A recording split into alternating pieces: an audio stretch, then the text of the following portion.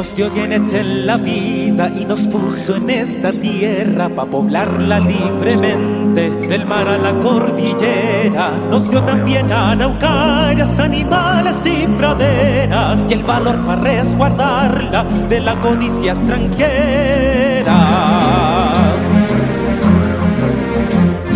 Le dio hierbas a la machi pa' que remedios tuviera, a loco sabiduría pa' que consejos nos diera, a cada cual su familia pa' cuidarla y pa' quererla, y pa' no perder el rumbo, luna, sol, cielo y estrellas.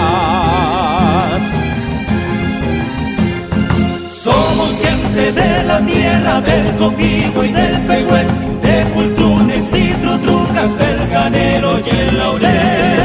Somos gente de la tierra, del Copigo y del Pehuen, de Cultrunes y Trutrucas, del Canelo y el Laurel.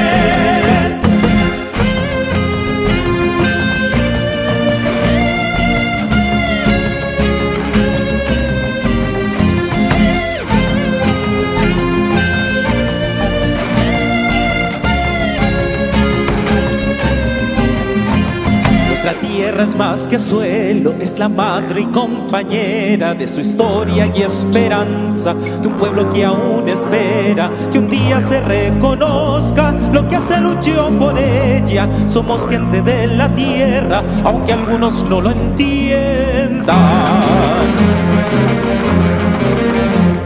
Es hora del reencuentro, en confianza y sin barreras. Abracemos al hermano por una amistad sincera, que germine la semilla de una paz más duradera, que tutucas y guitarras anuncien la primavera. Somos gente de la tierra, del Copigo y del Pehuen, de Cultrunes y Trutrucas, del Canelo y el Laurel. Somos gente de la tierra, del Copigo y del Pehuen, de Cultrunes y Trutrucas, del Canelo y el Laurel. Somos gente de la tierra, del Copigo y del Pehuen,